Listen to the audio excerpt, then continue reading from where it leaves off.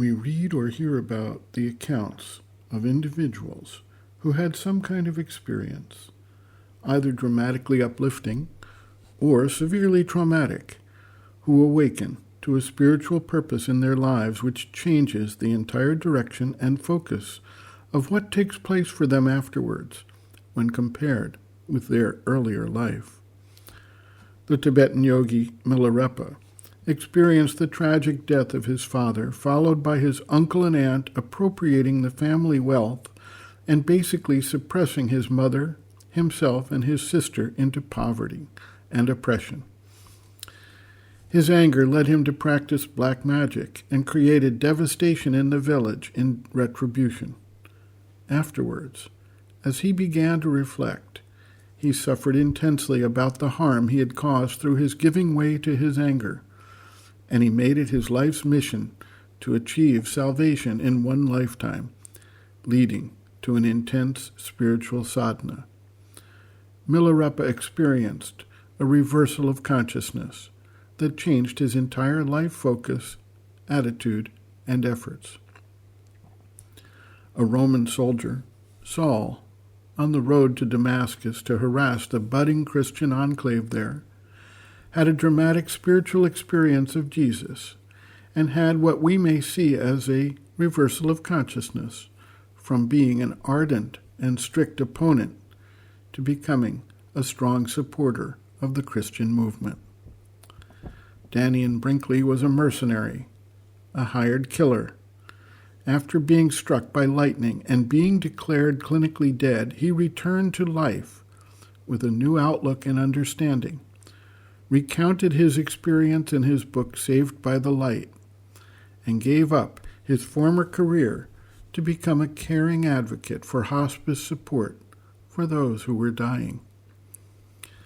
There are countless situations, some more mundane and some more extreme in their working, that have switched people from an outward focus based in the ego consciousness and the workings of the body-life-mind complex to an inward and upward turn to take up the spiritual life and leave their former concerns and activities behind, or else adjust in such a way that those activities become part of their spiritual development.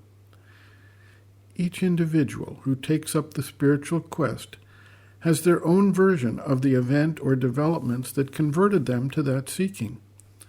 Until that occurs, the spiritual growth is more or less hidden behind the outer nature, although, it must be noted, it is still working unseen to mature the individual to take up that effort.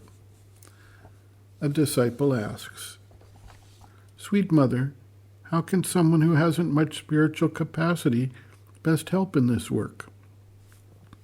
The mother writes, quote, "I don't know whether one can say that anyone has much or little spiritual capacity. It is not like that. To live the spiritual life, a reversal of consciousness is needed. This cannot be compared in any way with the different faculties or possibilities one has in the mental field. It may be said of someone that he hasn't much mental, vital, or physical capacity, that his possibilities are very limited. In that case, it may be asked how these capacities may be developed, that is, how new ones may be acquired, which is something rather difficult. But to live the spiritual life is to open to another world within oneself. It is to reverse one's consciousness, as it were. The ordinary human consciousness, even in the most developed, even in men of great talent and great realization, is a movement turned outwards. All the energies are directed outwards. The whole consciousness is spread outwards. And if anything is turned inwards, it is very little, very rare, very fragmentary. It happens only under the pressure of very special circumstances, violent shocks. The shocks life gives precisely with the intention of slightly reversing this movement of exteriorization of the consciousness. But all who have lived a spiritual life have had the same experience. All of a sudden, something in their being has been reversed, so to speak, has been turned suddenly, and sometimes completely inwards, and also, at the same time, upwards, from within upwards. But it is not an external above. It is within, deep, something other than the heights as they are physically conceived. Something has literally been turned over.